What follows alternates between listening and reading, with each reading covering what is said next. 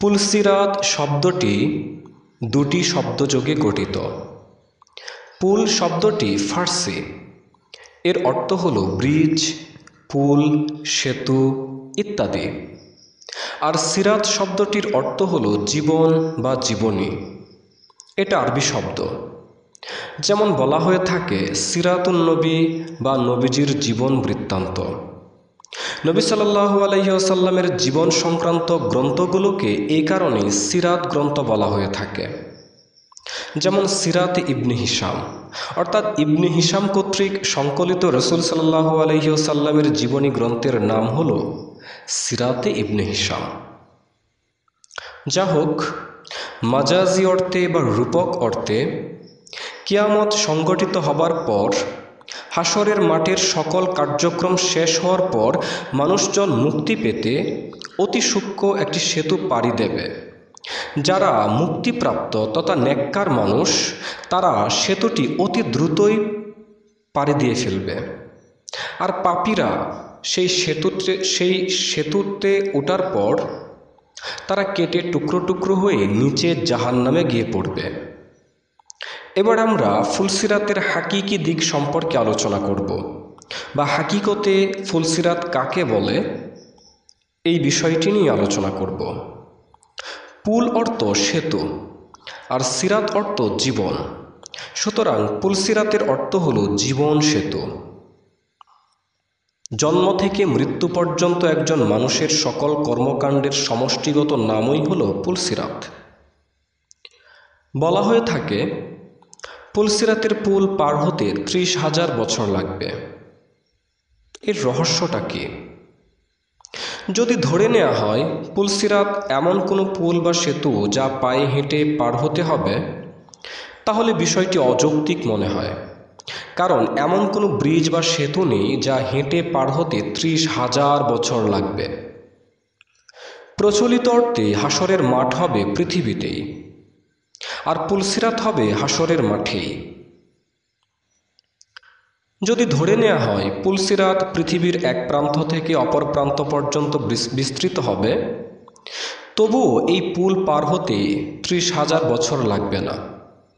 কেননা পৃথিবীর এক প্রান্ত থেকে অপর প্রান্তে হেঁটে পৌঁছাতে খুব বেশি হলে 5 থেকে 10 বছর লাগবে। হাদিসে আরও আছে, পাপীরা এই পুল পার হতে বারবার তারা পুলে উঠবে, কিন্তু তারা পার হতে পারবে না। যতবার তারা পার হতে পুলে উঠবে, ততবার তারা কেটে টুকরো টুকরো হয়ে জাহান্নামে পৌঁছে যাবে বা জাহান্নামে পড়ে যাবে, কারণ এই পুলটির নিচেই জাহান্নাম রয়েছে। পায়ে হেঁটে পার হওয়ার পুল 30,000 বছরের হয় না। তবে হ্যাঁ, যখনই আপনি পুলসিরাতের হাকিকি অর্থটি জেনে যাবেন, তখন এই 30,000 বছর আর অযৌক্তিক মনে হবে না। এই হাদিসটি খুব মন দিয়ে বুঝতে হবে। হযরত আব্দুল্লাহ ইবনে মাসউদ রাদিয়াল্লাহু তাআলা আনহু থেকে বর্ণিত, তিনি বলেন রাসূল সাল্লাল্লাহু আলাইহি ওয়াসাল্লাম বলেছেন, পুলসিরাত পার হতে সবাইকে তার আমল বা কর্ম অনুযায়ী নূর বা আলো দেয়া হবে। কাউকে পাহাড় পরিমাণ আলো দেয়া হবে, কাউকে দেয়া হবে মশাল পরিমাণ, আর কাউকে দেয়া হবে একটি বৃক্ষের সমান, আবার কাউকে দেয়া হবে আরও কম। সবচেয়ে কম আলো যেই ব্যক্তিটি লাভ করবে, সেটা হবে তার পায়ের একটি আঙ্গুলের মাথার পরিমাণ। একবার তার আলো জ্বলবে, একবার নিভবে।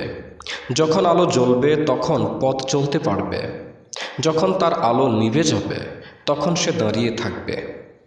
এই হাদিসটি বিখ্যাত হাদিস গ্রন্থ মুস্তাদরাকে হাকিম, এই গ্রন্থে রয়েছে। হাদিস নাম হচ্ছে 3424। পুলসিরাত যদি পায়ে হাঁটার পুল হতো, তাহলে যিনি পাহাড় পরিমাণ আলো লাভ করেছেন, তিনি যখন হাঁটতেন তখন তার পেছন পেছন যারা কম আলো পেয়েছেন তারাও পার হয়ে যেতে পারতেন, কিংবা পাপীরা যারা কোনো আলোই পাবে না তারাও পেছন পেছন এসে পার হয়ে যেতে পারত। কিন্তু হাদিসে বলা হচ্ছে, অন্যের আলোতে তোমার কাজ হবে না, কেবল তোমার আলোই তোমার কাজে আসবে। কারণ পুলসিরাত মানেই জীবন সেতু, আর সবার জীবন সেতু সমান আলোকিত নয়। গত জীবনে তোমার মৃত্যু হয়েছে, এটা তোমার কিয়ামত। তোমার মনে আশা বাসনা ছিল, তোমার মনে ইচ্ছা ছিল, আমিত্ব ছিল, সেই কারণে তোমাকে আবার জন্ম নিতে হয়েছে, তথা তোমাকে হাসরের মাঠে আবারও আগমন করতে হয়েছে। এই হাসরের মাঠে তোমাকে ততক্ষণ পর্যন্ত থাকতে হবে যতক্ষণ পর্যন্ত না তুমি আলোকিত হও। পৃথিবীর অধিকাংশ মানুষই আলোকিত নয়, বরং তারা লোভ, হিংসা, অহংকার, কামবাসনা, মোহ, মায়া, রাগ ইত্যাদির অন্ধকারে তারা ডুবে আছে, তথা তাদের জীবনকে তারা অন্ধকার বানিয়ে রেখেছে। মূলত পাপের জীবনই অন্ধকারের জীবন। এজন্যই তো পাপীদের বা অপরাধীদেরকে বলা হয়, তোমরা অন্ধকার থেকে বা অন্ধকার জীবন থেকে আলোর পথে বের হয়ে আসো।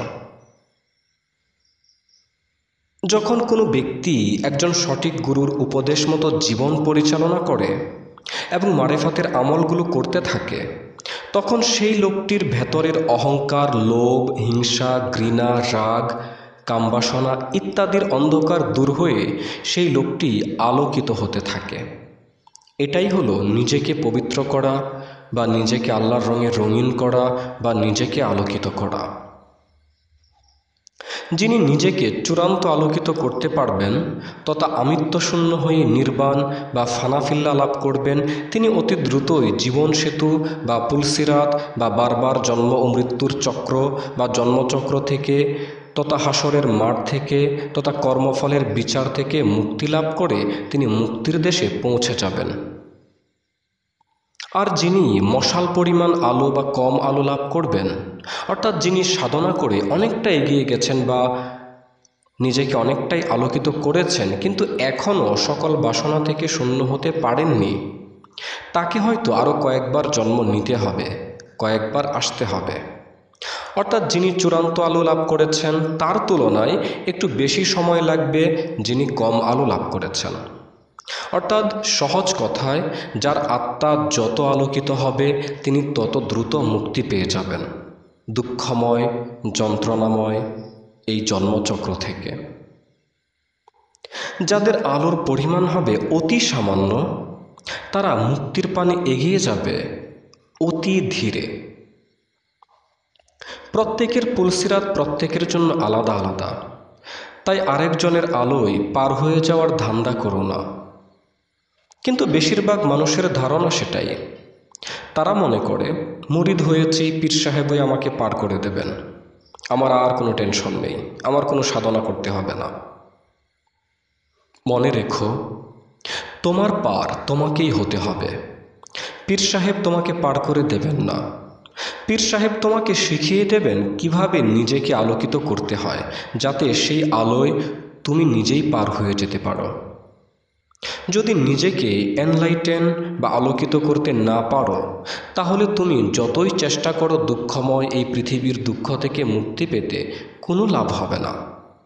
বরং যতবার তুমি জন্ম নেবে বা পুলসিরাতে উঠবে দুঃখময় এই জন্মচক্র থেকে মুক্তি পেতে, ততবার তুমি কেটে আবার জাহান্নামে পড়বে, অর্থাৎ আবার জন্ম হবে, অর্থাৎ আবারও দুঃখময় জীবনে ফেরত আসবে বা জাহান্নামে ফিরে আসবে। মনে রেখো, যে অক্ষত থাকবে সে এই সেতু পার হয়ে মুক্তির দেশে পৌঁছে যাবে, আর যে কেটে টুকরো টুকরো হয়ে যাবে সে পার হতে পারবে না, বরং টুকরো হয়ে জাহান্নামে পতিত হবে। প্রতিটি মানুষের ভেতর একটাই শক্তি, এটাকে জীবনী শক্তি বা প্রাণ শক্তি বলা হয়। আত্মা বা চেতনা মিশে আছে এই শক্তির মাঝে, বা আত্মা বা চৈতন্য বা কনসিয়াসনেস বাস করে প্রাণ শক্তির উপস্থিতির কারণে। যদি প্রাণশক্তি না থাকে কোনো দেহে, সেই দেহে আত্মা বা চেতনা বা চৈতন্য বা কনসিয়াসনেস থাকে না। যদি জীবনী শক্তি বা প্রাণ শক্তি নিচের দিকে প্রবাহিত হয়, তখন এটা সেক্স বা কামবাসনা হয়ে যায়, তখন এটা বীর্য বা রজরূপে বের হয়ে যায়। তুমি যতবার বীর্যপাত করো ততবার তুমি খণ্ডিত হও বা টুকরা হয়ে যাও। কারণ বীর্য বা রজত তোমারই অংশ বা খণ্ড। তাই তোমার বীর্য বা রজে জন্ম নেয়া সন্তানেরা সমানভাবে তোমার সম্পদ ও ঋণ দুটোরই অংশীদার হয়। সুতরাং যে ব্যক্তি তার জীবনী শক্তিকে নিচের দিকে প্রবাহিত হতে দেয়, তার বীর্য বা রজ যৌনাঙ্গ দিয়ে বেরিয়ে যায়, অর্থাৎ সে নিজেই খণ্ড খণ্ড হয়ে যায়, অর্থাৎ সে নিজেই খণ্ড খণ্ড হয়ে বা টুকরা টুকরা হয়ে বা খণ্ডিত হয়ে তার দেহের যৌনাঙ্গ দিয়ে সে বের হয়ে যায়। আর এভাবেই সে খণ্ড খণ্ড বা টুকরা টুকরা হয়ে যায়। যে এভাবে খণ্ড খণ্ড বা টুকরা টুকরা হয়ে যায়, তার কাম, রাগ, লোভ, অহংকার, অভিমান, হিংসা ইত্যাদি বেড়ে যায়, অর্থাৎ সে লোকটি অন্ধকারে ডুবে যায়। ফলে সে আবারও জন্ম নেয়, অর্থাৎ টুকরা হয়ে আবারও সে জাহান্নামে পতিত হয়। আর যে ব্যক্তি দম সাধনা, ধ্যান সাধনা, রতি সাধনা সহ গুরুর দেয়া আরও অন্যান্য সাধনাগুলো করতে থাকেন, তাদের জীবনী শক্তি নিচের দিকে প্রবাহিত হয় না, বরং উপরের দিকে প্রবাহিত হয়। জীবনী শক্তি নিচের দিকে প্রবাহিত হলে এটা কাম বাসনা বা সেক্স হয়ে যায় এবং বীর্যরূপে বের হয়ে যায়। যার যত বেশি বীর্যপাত হবে তার কাম ইচ্ছা তত বেড়ে যাবে।